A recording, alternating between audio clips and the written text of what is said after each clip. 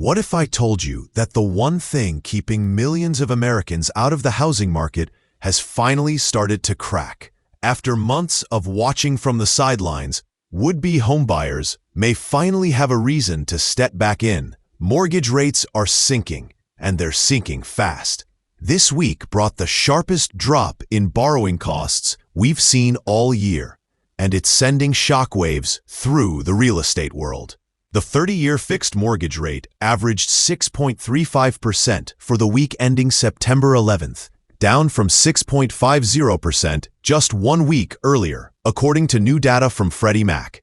That might not sound like much, but in the world of mortgages, a 0.15 percentage point drop in a single week is huge.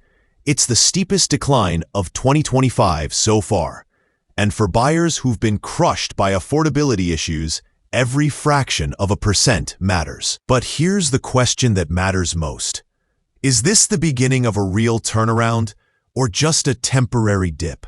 Because the forces driving this change aren't as simple as just supply and demand in the housing market. So why are rates falling now? The answer lies in the bond market and in growing concerns about the U.S. economy. The yield on the 10-year Treasury, which mortgage rates tend to follow, sank to its lowest level since April. That move came right after new data revealed that America's labor market may be weaker than anyone realized. Suddenly, investors are betting big that the Federal Reserve will have no choice but to slash interest rates aggressively in the coming months. And in anticipation, mortgage rates are tumbling.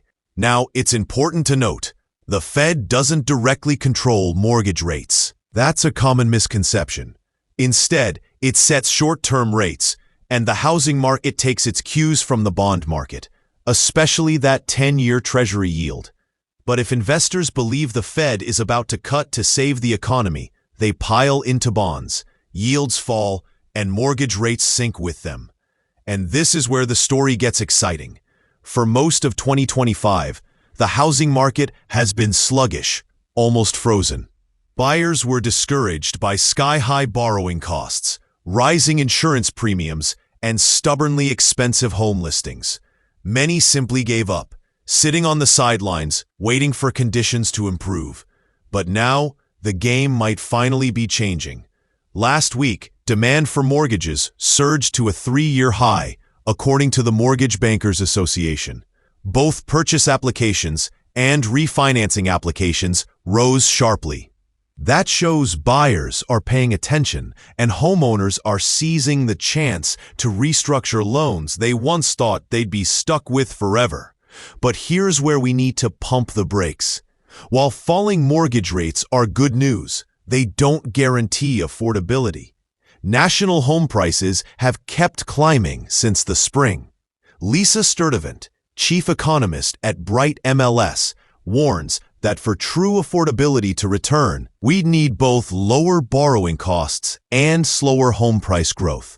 Or, in the best-case scenario, actual home price declines. Still, psychology matters just as much as numbers, and dropping below 6.5% could have an important psychological effect on buyers. After all, when rates were hovering closer to 7% earlier this year, many households simply said, "Forget it, we can't make this work." But a rate that starts with a 6 instead of a 7 feels entirely different, even if it doesn't massively change monthly payments. Sometimes perception drives action, and that could be exactly what's happening now. Think about this. If you were waiting to buy a home, wouldn't hearing that rates just hit their lowest point since spring make you feel like maybe, just maybe, the window is finally opening? That's the kind of moment that sparks urgency, that little push buyers need to re-enter the market. But here's the twist. Mortgage rates don't always behave predictably, even when the Fed makes bold moves. Just last year, when the Fed began cutting its benchmark interest rate, mortgage rates actually started climbing again. It was a perfect example of how markets sometimes move against expectations. That's why experts like Eric Schmidt of Chase Home Lending say it's nearly impossible to predict where rates will head next. And that unpredictability creates both opportunity and risk. For buyers, locking in a lower rate now could mean huge savings over the lifetime of a loan. But waiting could either save you more if rates keep falling or cost you dearly if they suddenly spike back up. The truth is, no one can time it perfectly. Meanwhile, sellers are watching this just as closely. A burst of buyer demand could breathe life into what's been a stagnant market. More offers, more bidding wars. Section 5. New entries. More offers. Now I'd like you to be specific. You are not breaking the bank. It's time to buy interest in property. If you would like to make some changes, all property in one contact.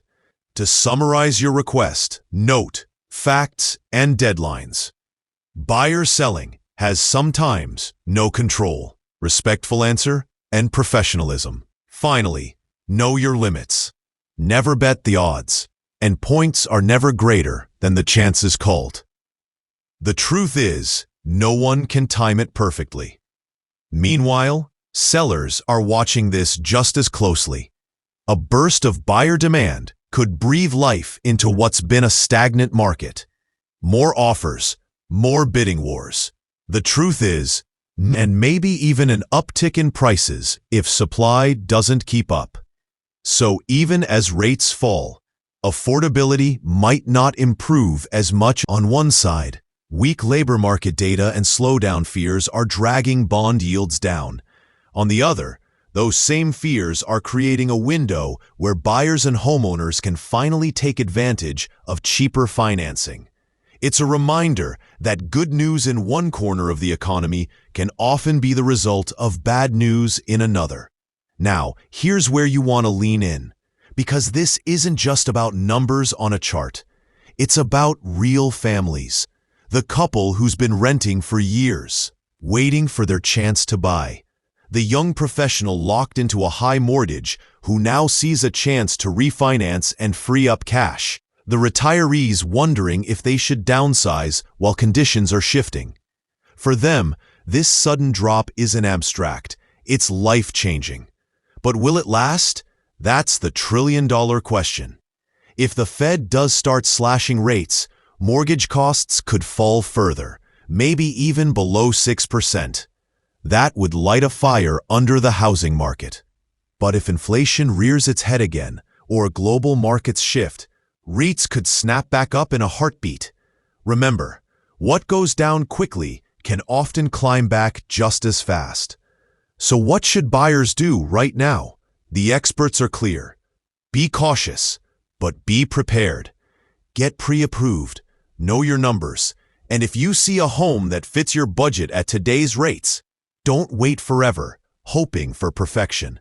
Because the truth is, nobody knows what the Fed will actually do in September or beyond, and mortgage rates are notorious for moving in unexpected directions. And that brings us back to where we started. Mortgage rates are sinking, fast, and the ripple effects are already spreading.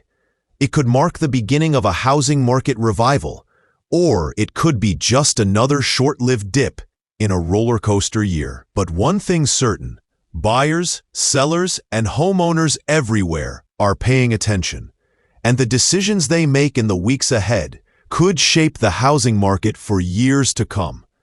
So, is this finally the moment America's housing market wakes back up? Or just another false dawn before rates swing higher again? For now, the only guarantee is that the ride isn't over, and the next few months are going to be very, very interesting.